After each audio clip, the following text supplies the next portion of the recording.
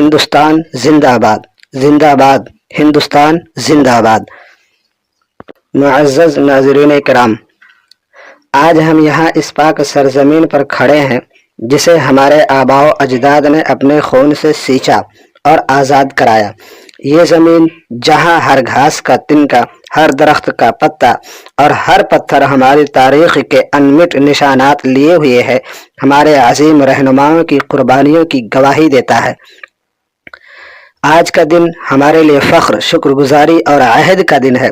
آج ہم اس عظیم تحریک کو یاد کرتے ہیں جس نے ہمارے پیارے وطن کو غلامی کی زنجیروں سے آزاد کرایا۔ غلامی کا دور وہ سیاہ دور تھا جب ہندوستان کی فضائیں غم کی گواہ تھیں۔ انگریزوں نے ہمارے ملک کی دولت، عزت اور خودداری کو پامال کیا۔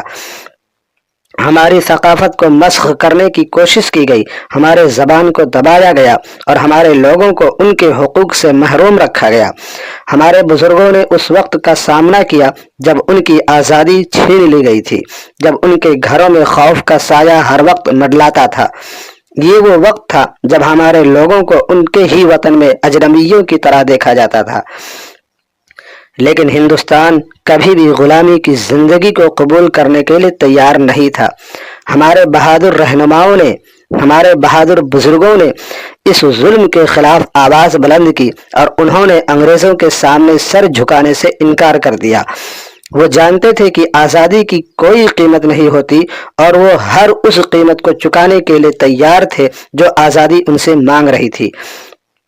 ان کے دلوں میں آزادی کی تڑپ تھی اور ان کے خوابوں میں ایک آزاد ہندوستان کی تصویر تھی۔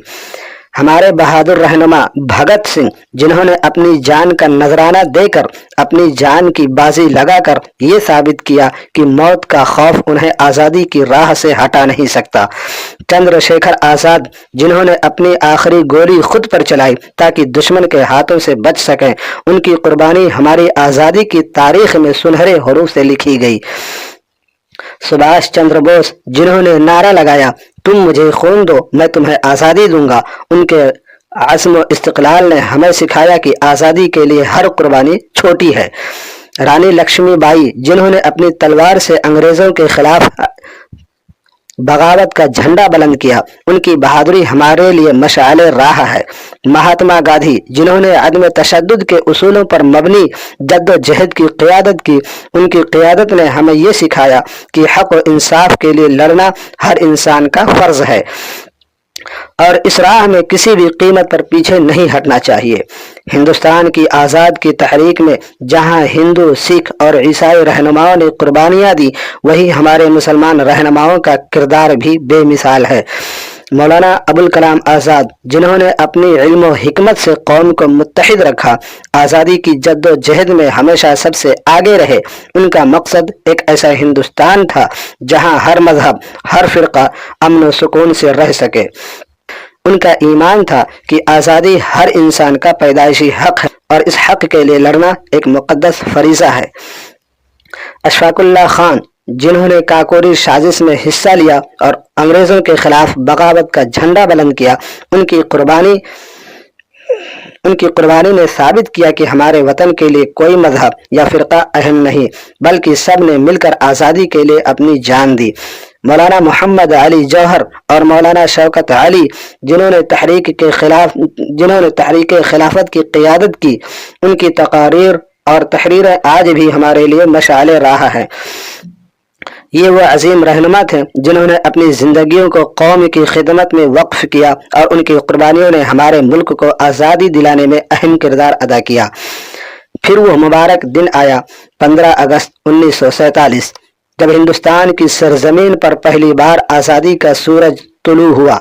وہ لمحہ جب پورے ملک نے جشن منایا، جب ہر دل خوشی سے جھوم رہا تھا اور ہر آنکھ میں آنسوؤں کی چمک تھی، یہ وہ دن تھا جب ہمارے سرزمین نے آزادی کی سانس لی اور ہم نے دنیا کے سامنے ایک آزاد قوم کی حیثیت سے سر اٹھا کر جینے کا اعلان کیا۔ آج ہم آزاد ہیں، لیکن ہمیں یہ آزادی مفت میں نہیں ملی، یہ ان عظیم شہیدوں کی قربانیوں کا نتیجہ ہے جنہوں نے اپنے خون سے آزادی کی بنیادیں مضبوط کی۔ آج ہمیں اس آزادی کی حفاظت کرنا ہے اور اس ملک کی ترقی کے لیے کام کرنا ہے تاکہ ہم اپنے رہنماؤں کے خوابوں کو حقیقت میں بدل سکیں۔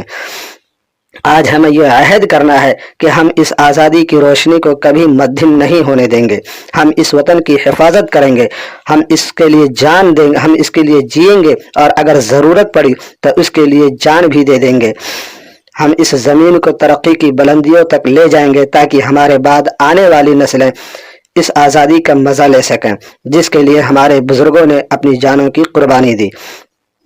آئیے آج ہم سب مل کر اس عہد کو دہرائیں کہ ہم اس وطن کی حفاظت کریں گے اور اس آزادی کو کبھی زوال نہیں آنے دیں گے, اور ہم اس کی ترقی اور خوشحالی کے لیے ہمیشہ کوشش کرتے رہیں.